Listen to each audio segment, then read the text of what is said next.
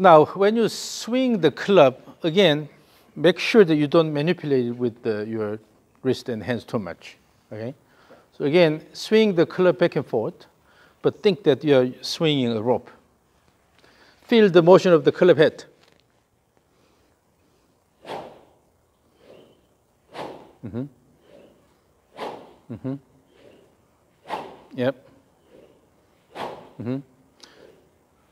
And then, so change the direction of the swing this way. Let's see if you can do this.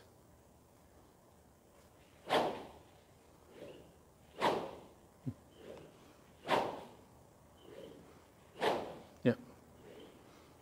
This looks a lot better. The motion looks a lot better instead of going out too much. Mm-hmm. So the reason why the club head is going outward is because you're sliding the pelvis quite a bit, and then you have this hooking motion here. So it's all hooked like this. And then you try to throw it out here. So you don't have much control here because of this motion. But when you tend to turn this way here, when you try to turn this way, then you have to limit this motion to a certain extent. Then you can do this, right? So it's a lot better in terms of the shot control.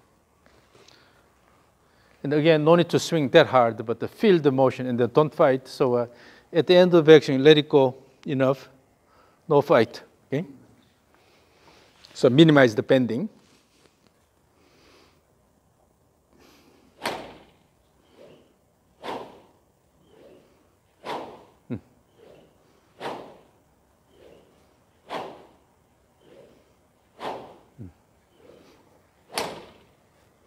So use the, have you watched the Happy Gilmore?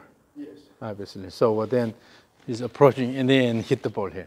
Mm-hmm. So when you start the downswing, keep the back toward the target and use the body first and then turn around instead of letting the arms go early. So use the body as much as possible and then throw. And in doing that, have the image of sort of keeping the arm against the chest here.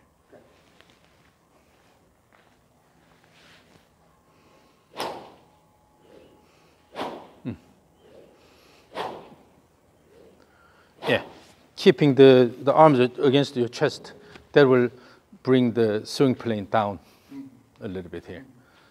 And then on the way down, if it's coming down this way here, so your lead arm is here, but the trail arm is in this position here, that means you're throwing it outward. So, but if you want to turn this way here, then eventually as you come down, these will be aligned in this direction here. Your arms are better aligned here.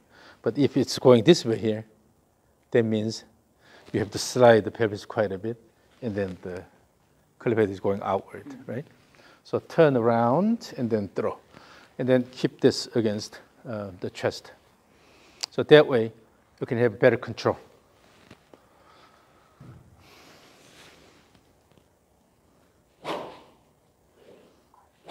Yes. Oh, yes. Yes, now the plane is a lot more consistent.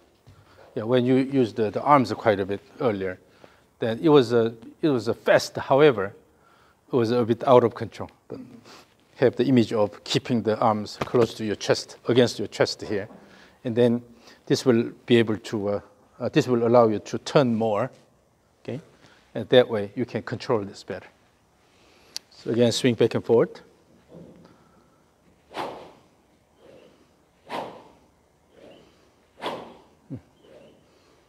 Yes. Oh, yeah, I can see from here, from swing to swing, it's a lot more consistent now. Perhaps it's because of this action here. So let me record this. Okay, ready, go. Active backswing. Mm-hmm. Keep the arms against your chest. Okay, here. Now, so let's take a look at the swing motion. From swing to swing is quite consistent. Go. Active backswing. Mm-hmm. Keep the arms against your chest. Okay. And then as you repeat, have a little bit of up and down motion feel here. So using the legs, kick and then kick, and kick, and kick, kick. Then the overall rhythm is coming from the leg actions here. Then you can have really consistent rhythm from swing to swing. So now use the legs more actively here, and then try to control the rhythm by using the leg push, leg actions. Have almost like a stepping like action. So your rhythm is coming from the leg actions. Have a little up and down feel here.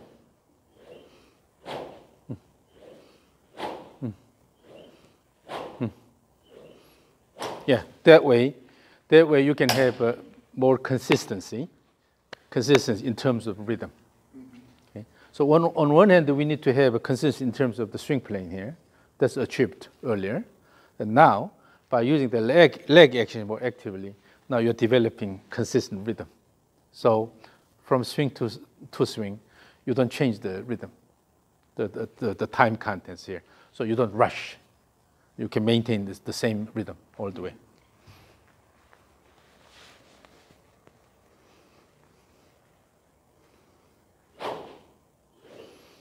Use the leg actions, kick, kick, kick, kick, yep, kick, kick,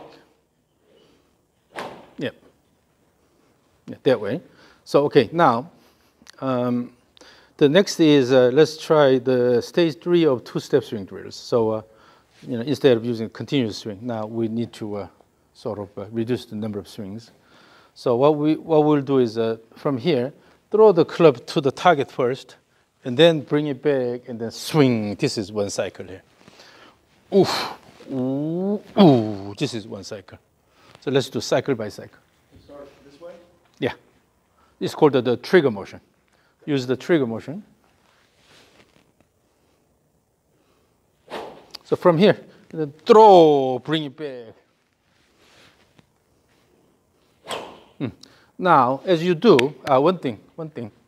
In terms of your wrist motion here, so wrist has, we call it degrees of freedom, but wrist has 2 degrees of freedom. So wrist can move this way. Also, it can move this way here. In addition to this, we have another degree of freedom in the forearm here. This motion is called the pronation, supination. This is supination, this is pronation. This is supination, pronation.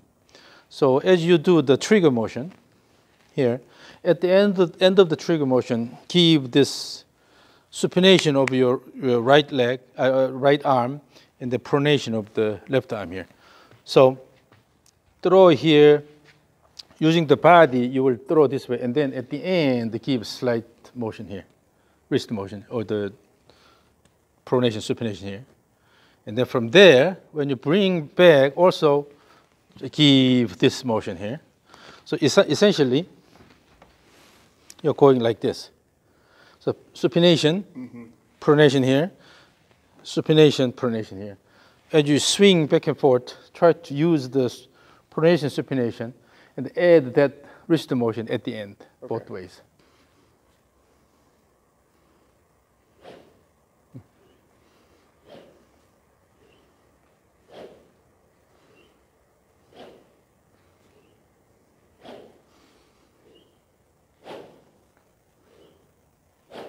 And then in the backswing, you can go more. All the way.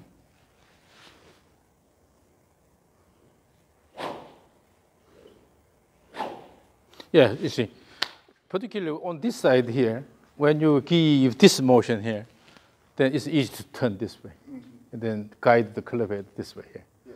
When you don't do this, then you tend to go this way here. Then in order to change the direction, you have to turn your body intentionally a lot. But when you let it go here, you can easily control the plane here.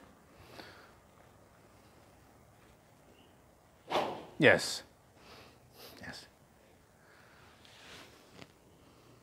Yeah. So as you swing, have the image a gum on your club head. You want to shake it off. Oh, yeah. In order to shake it off, you have to use the wrist motion well.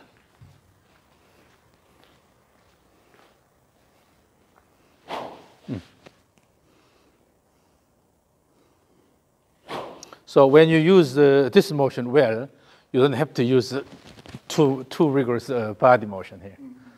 Because earlier, you tried to swing really hard with the arms here because you're not using this motion that well here.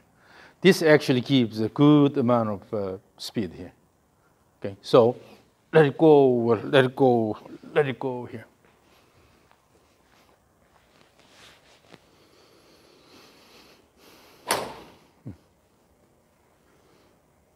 And that trigger motion should be part of the whole thing.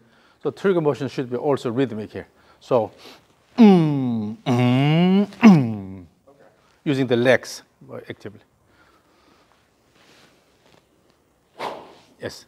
This time you put too much effort in the downswing. Okay. So again, put effort in the backswing. Keep good, wind up, then automatically your downswing will be active. Yeah, so the goal is using the trigger motion, have an active backswing here.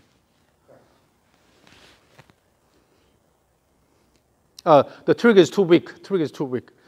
Using the trigger, you have an active backswing. Using active backswing, you'll have active downswing. So it's important to do the trigger correctly. So here, instead of just to go here, try to do this. Ooh, ooh. Yeah. And then give them a bigger backswing. Yes.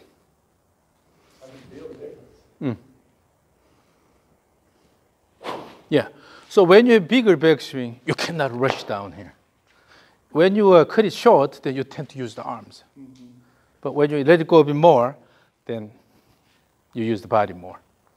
So there's no reason to cut it short.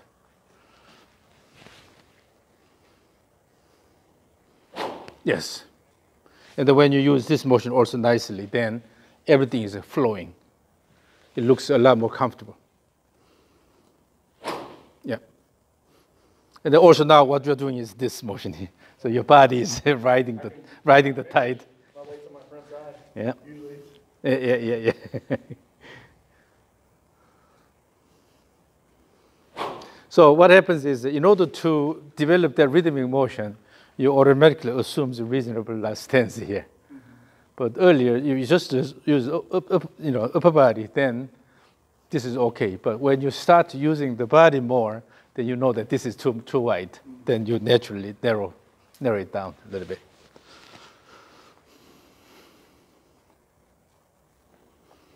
Yes.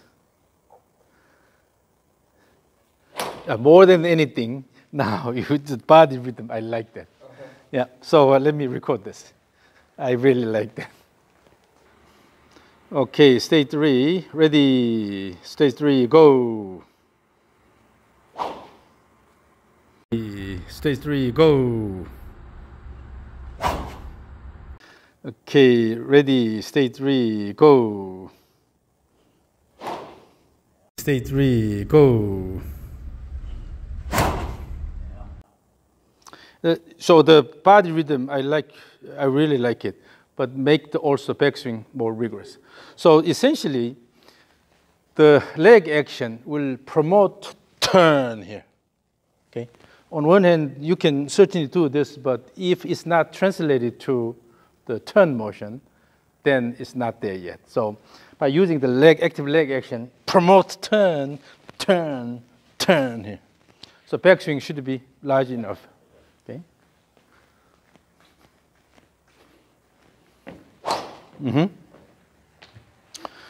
When you start using your body more, then the swing becomes easier. Yes. So you don't have to hit it hard like crazy, okay? Yeah. So ride the rhythm. Yeah.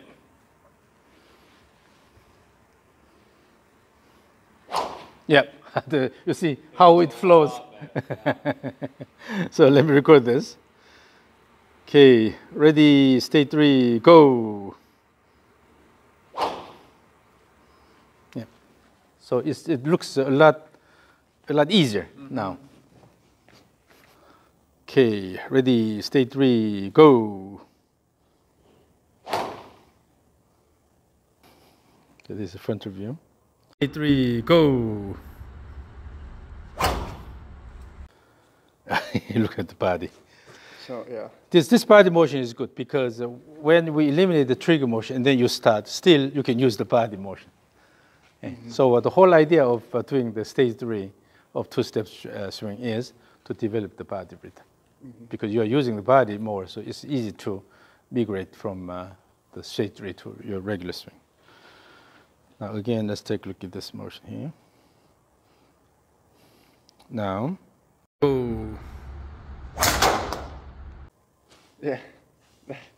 So you don't have much body motion here. This is the initial swing. Let's see. It's like it hurts. Already here, you're swinging hard, but... It looks like I'm getting stuck. And then down the line view, the same. Stage 3, go. Go. Oh, yeah. So, by practicing this a lot, you will naturally be able to use the body rhythm here. Then in the regular swing also, because your body is already kind of moving here, so without the trigger motion, you can also move the body and then start the backswing here. So now let's do this. Your stage 3 followed by your regular swing without the trigger motion. But with the stage 3, so use the stage 3 as your pre-shot routine, okay? And then you will do the regular swing as if there is a ball there.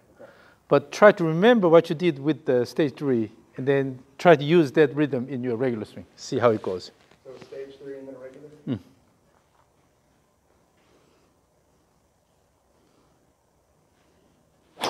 Yes, and then pretend that there is a ball there. Yes, exactly. You're moving the body before you start the backswing, because you maintain the rhythm here. That's really good. So that's the idea. Particularly with the stage 3, you are using the body rhythm here. So that's why it's easy to use it in your regular swing. Okay, so let me record this. Again, stage 3 followed by your regular swing. Okay, ready, stage 3 followed by the regular swing. Go.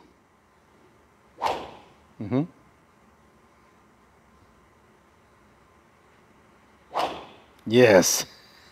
I like it. I like it. Your weight transfer looks Yeah.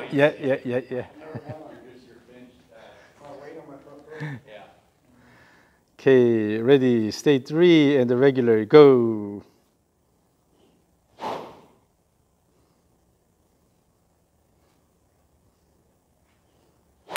Yes. So you use the body certainly before you start the backswing, and because of this rhythm in the backswing, you're using your left leg quite well. Yep. So like dancing. Stage 3 followed by the regular swing. Go.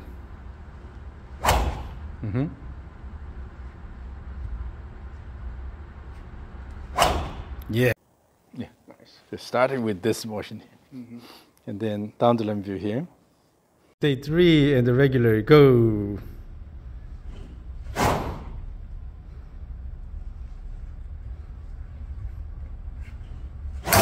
Yes. Now also the arms are closer to the body, so it looks a lot more comfortable instead of going out like this. So this is the idea. Keep practicing. This rope is yours. Oh, thank you. So keep practicing the rope swing. Remember, the rope has to hit your body. So wait until the rope hits your body. That means you have to have an active backswing, and then let it hit the body, and then go downswing, so you can have more time here. And then in doing that, have a rhythmic dancing motion. Even now, let's do a rope swing a little bit. So as you swing, if you do the similar thing like you just did using the body here, dancing, then the rope swing will be also quite rhythmic here.